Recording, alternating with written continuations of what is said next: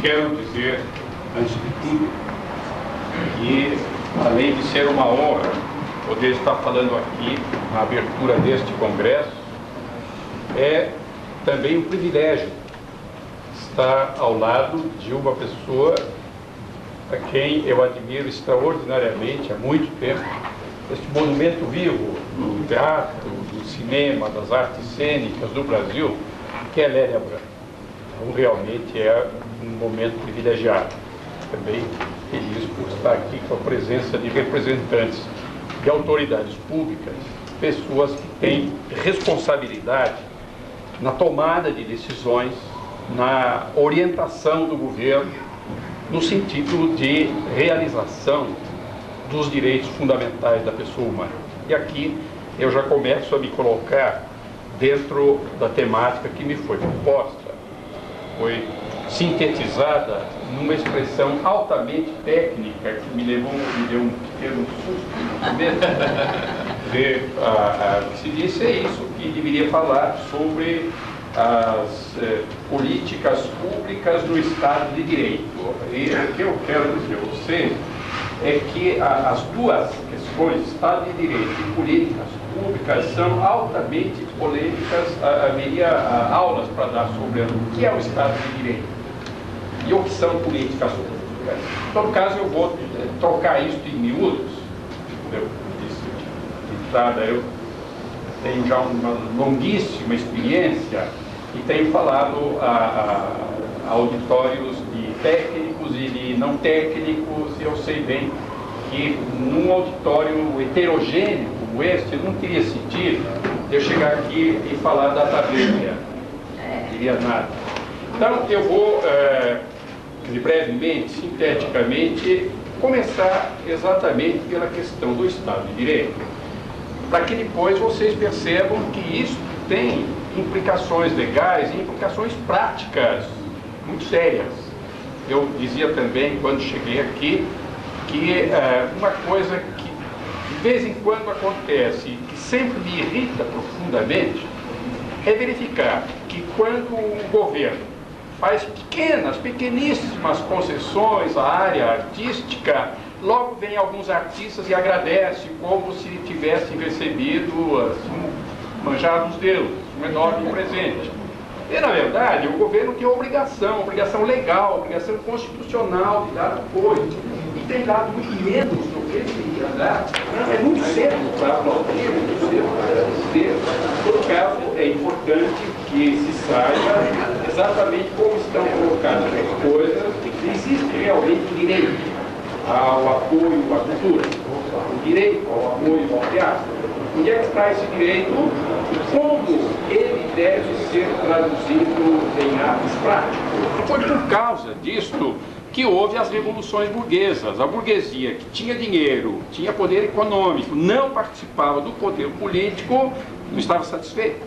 Mas, além disso, todos não estavam satisfeitos, a não ser uma pequena camada privilegiada. Aí vem as revoluções burguesas, a última delas a Revolução Francesa, o lema liberdade, igualdade e fraternidade, derruba-se o absolutismo e se implanta um novo sistema de governo. Então, neste momento, é que há uma afirmação intensa, muito forte, da necessidade de que houvesse democracia. E a democracia também é uma questão polêmica, cheia de controvérsias, de sentidos diferentes, mas ela foi de certo modo, sintetizando conceitos, e hoje se pode dizer isso: o sistema é democrático quando a vontade preponderante é a vontade do povo. Não tem nenhuma vontade superior à do povo.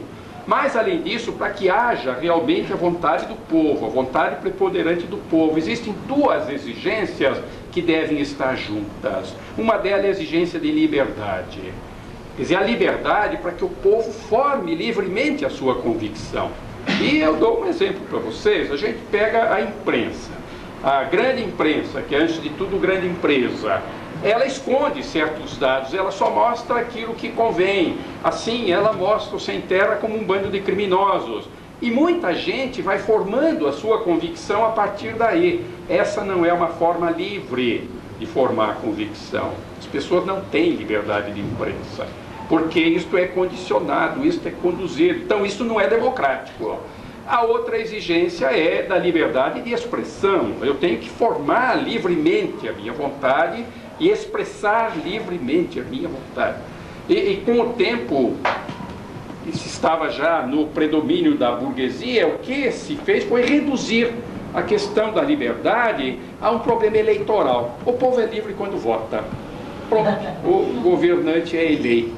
Para vocês perceberem isto, aonde conduz, os Estados Unidos têm há anos um sistema de classificação dos governos. Essa classificação é feita pelo Departamento de Estado. E na classificação norte-americana são democráticos os governantes eleitos. Uma consequência, o Stroessner, nosso vizinho aqui do Paraguai, um tremendo de um ditador, fazia eleições.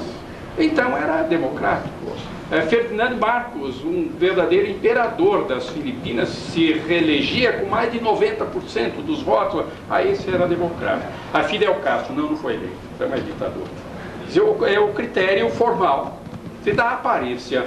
Mas, na verdade, para ser democrático, é preciso que o povo tenha predomínio, que forme livremente a sua convicção e que tenha liberdade de expressão.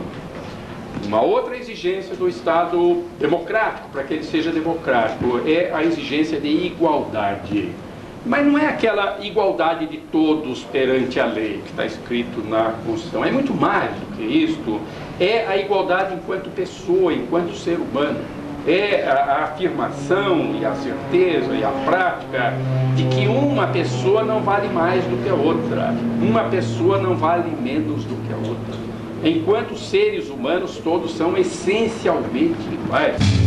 Temos em São Paulo hoje, não preciso nem dar muita volta, é hoje, em São Paulo, uma criança nascendo muito rica e uma criança nascendo muito pobre. As possibilidades de uma e de outra são fundamentalmente diferentes.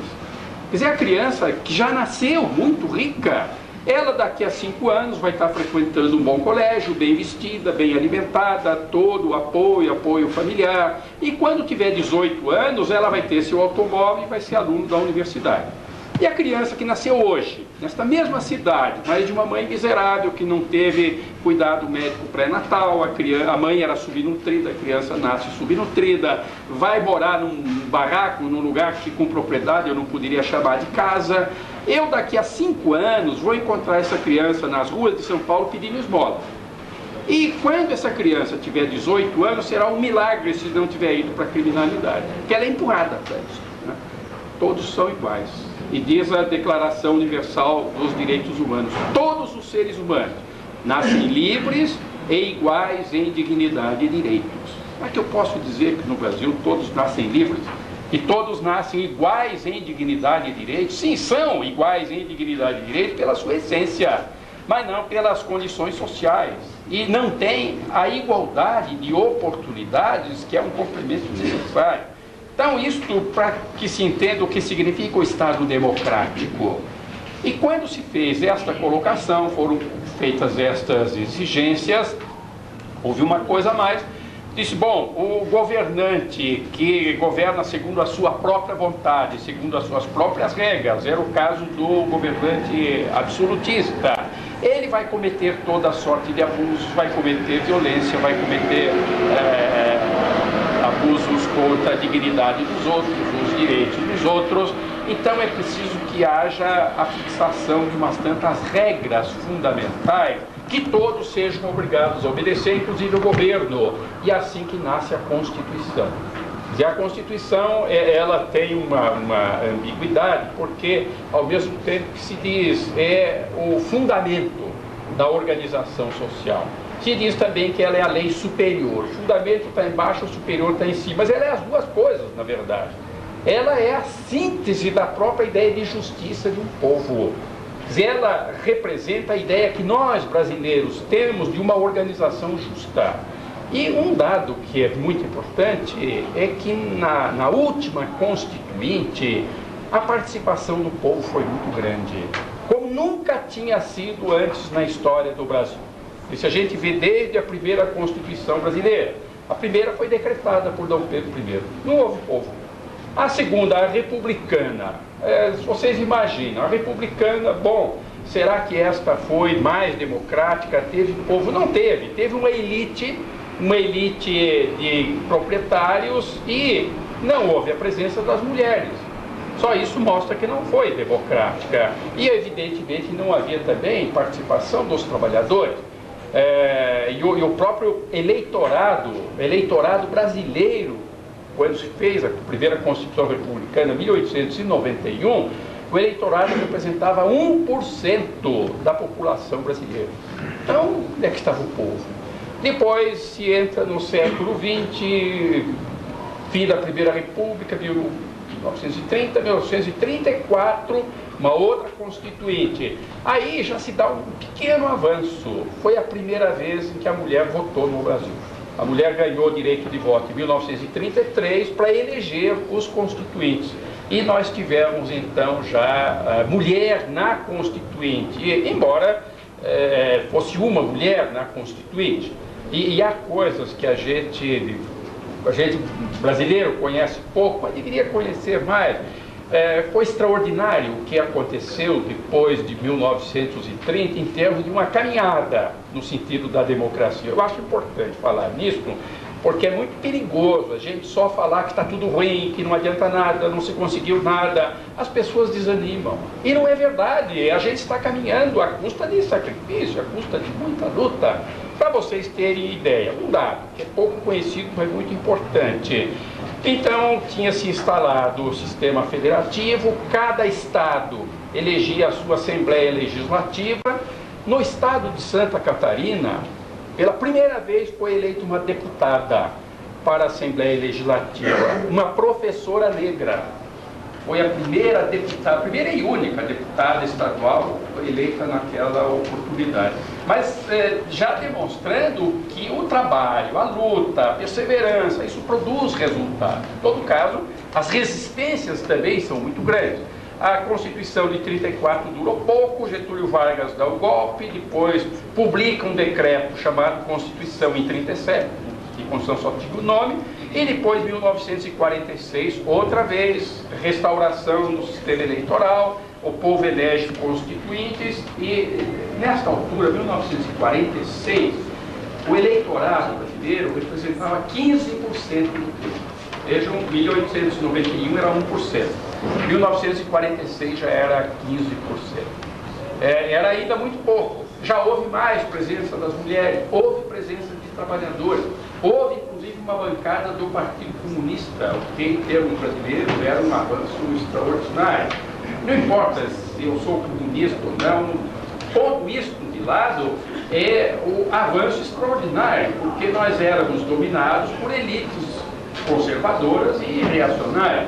E isso significou uma abertura. Entretanto, 64 começa uma tentativa de democratizar a sociedade brasileira, de implantar efetivamente a igualdade como possibilidade. E daí uma série de resistências, e daí o golpe militar de 64. E o golpe militar de 64 foi em grande parte uma reação contra os avanços sociais que haviam se acelerado a partir de 1946. Mas o que acontece é que no mundo estava ocorrendo uma grande transformação.